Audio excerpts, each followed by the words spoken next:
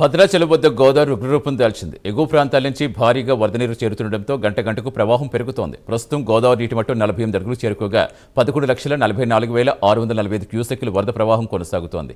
గంటల వ్యవధిలో రెండో ప్రమాద హెచ్చరిక స్థాయికి చేరిన గోదావరి మరో 5 అడుగులు పెరిగితే మూడో ప్రమాద హెచ్చరిక జారీ చేసే పరిస్థితి ఉంది. ప్రస్తుతం దిగువకు 10.73 లక్షల క్యూసెక్కుల నీటిని విడుదల చేస్తున్నారు. సాయంత్రానికి వరద ఉధృతి మరింత పెరిగే అవకాశం ఉండడంతో భద్రాద్రి కొత్తగూడెం జిల్లా యంత్రాంగం అప్రమత్తమైంది. లోతట్టు ప్రాంత ప్రజలు అప్రమత్తంగా ఉండాలని హెచ్చరిస్తున్నారు అధికారులు.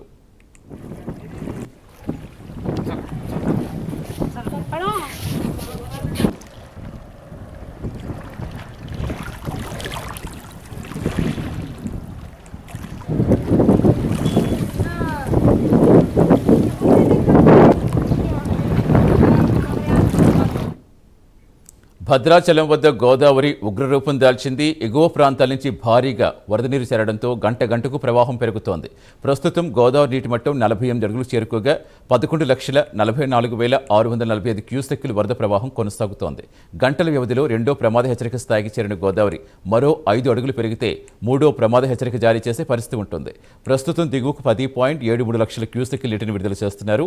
సాయంత్రానికి వరద ఉధృతి మరింత పెరిగే అవకాశం ఉండడంతో భద్రాద్రి కొత్తగూడెం జిల్లా యంత్రాంగం అప్రమత్తమైంది. లోతట్టు ప్రాంతాల ప్రజలు అప్రమత్తంగా ఉండాలని హెచ్చరిస్తున్నారు అధికారులు. పూర్తి సమాచారం ఇచ్చేందుకు మా కరెస్పాండెంట్ రజనీకాంత్ ప్రస్తుతం ఎంతవరకు చేరింది గోదావరి నీటి మట్టం, వరద ఉధృతి ఎలా ఉంది, అధికారులు ఎలాంటి అలర్ట్స్ ఇస్తున్నారు?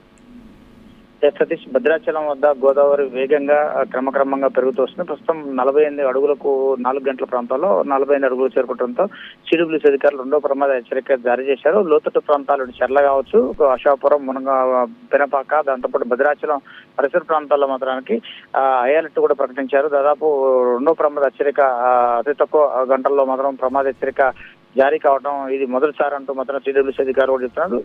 రెండో ప్రమాద హెచ్చరిక జారీ కావడానికి 48 గంటలు అంటే 48 అడుగులు చేరుకోవడంతో రెండో ప్రమాద హెచ్చరిక జారీ చేశారు. ఉదయం 10:14 ప్రాంతాల్లో మొదటి ప్రమాద హెచ్చరిక జారీ చేసి 43 అడుగులకు చేరుకోవడంతో అప్పుడు సుమారు 5-6 గంటల్లో మాత్రానికి 5-6 గంటల ప్రాంతాల్లోనే రెండో ప్రమాద హెచ్చరిక జారీ కావటం గోదావరి ఈ ప్రవాహం ఇప్పుడు ఎగువ నుంచి భారీగా వస్తుందంటూ మాత్రం సిడబ్ల్యూసీ అధికారులు కూడా తెలియజేస్తున్నారు. ఎగువ నుంచి ప్రాణహిత, ఇంద్రావతి నదులతో పాటుగా ఛత్తీస్గఢ్, ఇటు మహారాష్ట్ర ఆ ప్రాంతాల్లో కురిసిన భారీ వర్షాల కారణంగా గోదావరి ఉగ్రరూపం దాల్చుతుందని చెప్పవచ్చు. ఇప్పటికీ రెండో ప్రమాద హెచ్చరిక కొద్దిసేపటి క్రితం సిడబ్ల్యూసీ అధికారులు వెలువడించగా 11,44,645 క్యూసెక్కుల వరద నీరు మాత్రం దిగువకు విడుదల చేస్తున్నట్టు సిడబ్ల్యూసీ అధికారులు ప్రకటనలో విడుదల చేశారు. ఎగువ ప్రాంతాల నుంచి వస్తున్న వరద కారణంగా గోదావరి ప్రవాహం మరికంత మరో 4-5 అడుగుల మేర మాత్రం ప్రవాహం కొనసాగే అవకాశాలు ఉన్నట్టు కూడా చెప్తున్న పరిస్థితిని 53 అడుగులకు చేరుకుంటే మూడో ప్రమాద హెచ్చరిక జారీ చేసే అవకాశం ఉన్నట్టు కూడా సిడబ్ల్యూసీ అధికారులు కూడా తెలియజేస్తున్నారు. మూడో ప్రమాద హెచ్చరిక జారీ చేస్తే మాత్రానికి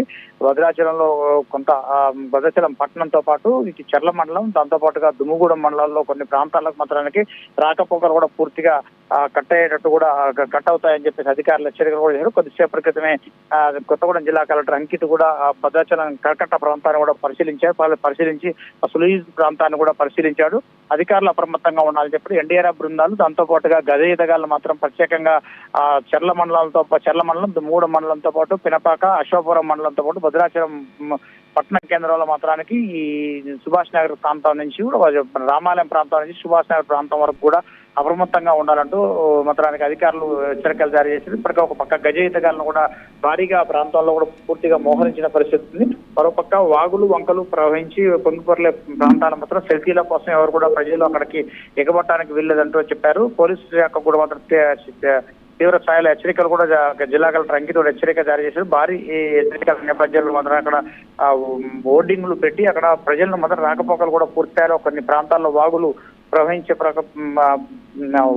వంకలు ప్రవహించే ప్రాంతాల్లో మాత్రం పూర్తిగా బారికేడ్లు పెట్టి వదలడానికి ప్రయాణికుల్లో మాత్రం రాకపోకలు కూడా కొన్ని చోట్ల నిలిపివేయాలని చెప్పాడు. మూడో ప్రమాద హెచ్చరిక కూడా రాత్రి 7-8 గంటల వరకు కూడా మూడో ప్రమాద హెచ్చరిక కూడా జారీ అయ్యే అవకాశాలు ఉన్నట్టు కూడా సిడబ్ల్యూసీ అధికారులు తెలుస్తున్న నేపథ్యంలో జిల్లా కలెక్టర్ అంకిత్ కూడా క్షుణ్ణంగా కూడా ఎప్పటికప్పుడు పరిశీలిస్తున్నారు. మరోపక్క భద్రాచలం సబ్ కలెక్టర్ తో పాటు భద్రాచలం సబ్ కలెక్టర్ ఏరియా ఆఫీసులతో పాటు కొత్తగూడెం జిల్లా కలెక్టర్ కార్యాలయంలో కంట్రోల్ రూమ్ కూడా ఏర్పాటు చేసి 2 ఫోన్ నెంబర్లు కూడా ఇచ్చారు. అందుబాటులో ఉన్న రెస్క్యూ బృందాలు కూడా భద్రాచలం కేంద్రంగా ఒకటి రెస్క్యూ బృందం ఒకటి, దాంతో పాటు చెర్ల మండల కేంద్రాల్లో కూడా ఒక రెస్క్యూ బృందాన్ని కూడా ఎన్డీఆర్ఎఫ్ బృందాలను కూడా అందుబాటులో వచ్చినట్టు కూడా జిల్లా కలెక్టర్ అంకిత్ కూడా తెలుస్తున్నాడు. Satish, thank you Rajinikanth.